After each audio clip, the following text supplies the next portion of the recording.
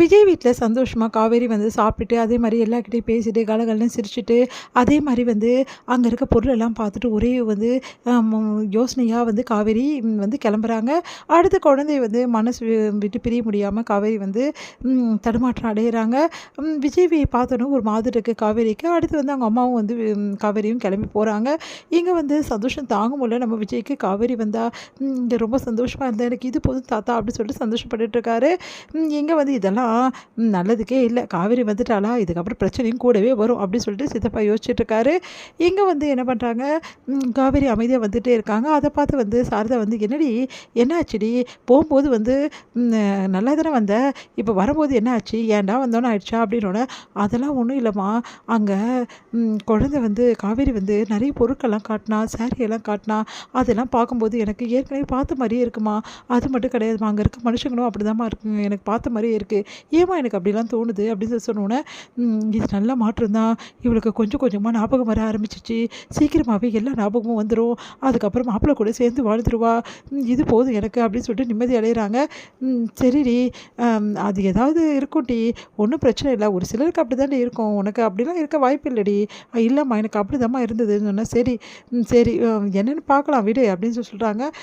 என்னன்னே தெரியலம்மா, எனக்கு அப்படி தாம்மா இருக்குது, எனக்கு ஒன்றுமே புரியலம்மா, ஒரே குழப்பமாக இருக்குமா அப்படின்றாங்க. சரிடி வீடு வந்துருச்சுல இறங்க அப்படின்னு சொல்லி சொன்னோன்னே சரிம்மா அதெல்லாம் போட்டோம், நீ என்ன கொஞ்ச நேரம் ஆளே காணும் எங்கே போயிருந்த அப்படின்னோடனே அங்கே தாண்டி இருந்தேன், நீ மேலே இருந்த, நான் கீழே எல்லாக்கிட்டையும் பேசிகிட்டு இருந்தேன், வேறு ஒன்றும் இல்லை காவேரி அப்படின்னோடனே ஓ அப்படியாம்மா அப்படின்னு சொல்லிட்டு குழப்பத்தோடையே வந்து போய் படுக்க போகிறாங்க. காவேரி நடந்த விஷயத்தை நினச்சி பார்க்குறாங்க. அந்த ஜுவல்ஸு அந்த அந்த வந்து அந்த புடவைங்க அங்கே இருக்க வந்து எல்லாமே யோசிச்சு வச்சு பார்த்துட்டு காவேரிக்கு ஒரு ஏதோ ஞாபகமாக வர்ற மாதிரி இருக்குது, அப்படியே தூங்கி போகிறாங்க காவேரி. அடுத்து வந்து இங்கே என்ன பண்ணுறாரு, விஜய் வந்து ரொம்ப சந்தோஷமாக வந்து மிஸ் வந்தது உனக்கு ரொம்ப சந்தோஷமாக இல்லை அப்படி சொல்லிகிட்டே இருக்காரு குழந்தைகிட்ட. எனக்கு என்னமோ சந்தோஷமாக இருக்கோ இல்லையாப்பா, உங்களுக்கு ரொம்ப சந்தோஷமாக இருக்குப்பா அப்படின்னு சொல்லிட்டு வழக்கம் போல் குழந்தை அவரை கிண்டல் பண்ணிகிட்டு இருக்கா. சாரதா வந்து கால் பண்ணி மாப்பிள்ளை குழந்தைய விட்டுட்டு வரும்போது அப்படியே வந்து வீட்டுக்கு வந்துட்டு போயிட்டுங்களா மாப்பிள்ளை அப்படின்னோடனே வந்து போகிறாத்த அப்படின்னு சொல்லி சொல்கிறாங்க. சரிங்க மாப்பிள்ளை, என்னத்த என்ன பிரச்சனை அப்படின்னா நீங்கள் வாங்க மாப்பிள்ளை நேரில் சொல்கிறேன் அப்படின்னோடனே சரின்னு சொல்லிட்டு நம்ம விஜயும் வீட்டுக்கு வராரு. என்னத்த அப்படின்னு கேட்குறாரு.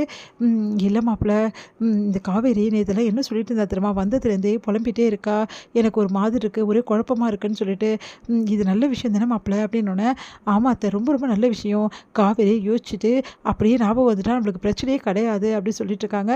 சரிங்க மாப்பிள்ளை, இன்னொரு விஷயமும் வந்து நான் செஞ்சுருக்கேன் அப்படின்னோடனே என்ன விஷயம், காவேரிக்கு பிறந்தநாள் இதில். ஆமாம் அத்தை, காவேரியோட பிறந்தநாளை நல்லபடி சூப்பராக கொண்டாடிடணும், அப்போ தான் அவங்க அக்கா தங்கச்சிங்களாம் நான் வர வைக்க முடியும் அப்படின்னோடனே இது ரொம்ப ஐடியாவாக இருக்குது, நல்ல ஐடியாவாக இருக்குது அத்தை அப்படின்னோடனே உங்களை பார்க்கணுன்னு அவங்க ஆசைப்பட்றாங்க மாப்பிள்ளை.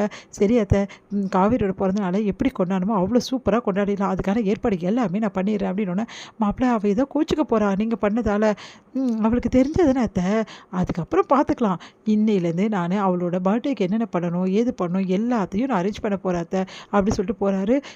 இவர் இப்படி சொல்லிட்டு போகிறாரு, அவள் என்னென்ன பாடுபடுத்தி எடுக்க போகிறாளோ இதுக்கு அப்படி சொல்லிட்டு யோசிக்கிறாங்க இங்கே சாரதா. அடுத்து வந்து காவேரி வந்து வீட்டுக்கு வராங்க. வீட்டுக்கு வந்தோடனே கங்காவும் யமுனாவும் இருக்கிறத பார்த்து ஆச்சரியப்படுறாங்க. என்ன 2 பேரும் ஒன்றா வந்திருக்கீங்கன்னொன்னே பர்த்டேக்காக தான், அட்வான்ஸ் பர்த்டேக்கா அப்படி சொல்கிறாங்க. ஏய் பர்த்டேல நேடி இருக்குது, ஒரு வாழ்த்து சொன்னால் போச்சு, அதுக்கு எதுக்கு எல்லோரும் கிளம்பி வந்திருக்கேன், ஏன் உன் பர்த்டேக்கு நாங்கள் வரக்கூடாதா அப்படின்னு வந்து கேட்குறாங்க. நம்ம வந்து கங்கா அப்படி இல்லைக்கா திடீர்னு வந்திருக்கல, ஏய் வாண்டு அப்படின்னு சொல்லிட்டு அவங்க குழந்தைய போய்ட்டு கொஞ்சுறாங்க. அந்த குழந்தையும் வந்து காவேரிக்கிட்ட ஒட்டிக்கிறா.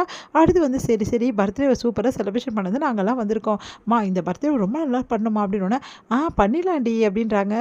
அதெல்லாம் ஒன்றும் வேணாக்கா, நல்லா சின்ன குழந்தையா பர்த்டே செலிப்ரேஷன் பண்ணலாம், அதெல்லாம் தெரியாதுடி, இந்த பர்த்டேவை நீ நல்லா செலிப்ரேஷன் பண்ணணும், நாங்கள் எல்லாம் ஆசைப்படுறோம், ப்ளீஸ்டி ஒத்துக்குடி அப்படின்னோடனே சரிக்கா உனக்காக நான் ஒத்துக்கிறேன் அப்படின்றாங்க. ரொம்ப நல்லதுடி அப்படின்னோடனே கண்ணை காட்டுறாங்க சாரதா. அடுத்து வந்து இங்கே பர்த்டேக்கான ஏற்பாடு எல்லாமே பக்காவாக பண்ணியிருக்காங்க. அதையெல்லாம் பார்த்துட்டு காவேரி வந்து என்னம்மா இதெல்லாம் ஸ்கூல் விட்டு வரது கூட எல்லா ஏற்பாடும் முடிச்சிட்டிங்களா அப்படின்னா ஆமாம் எல்லாம் முடிச்சிட்டோம் அப்படின்னு விஜய் நிற்கிறார். விஜயை பார்த்தோம் டென்ஷன் ஆகிறாங்க. இவரா அப்படின்னு சொல்லிட்டு எல்லாம் வந்து இறங்கிச்சா எல்லாம் பண்ணிட்டீங்களா அப்படின்னு சொல்லிட்டு எல்லா விஷயத்தையும் பார்த்து பண்ணுறாரு.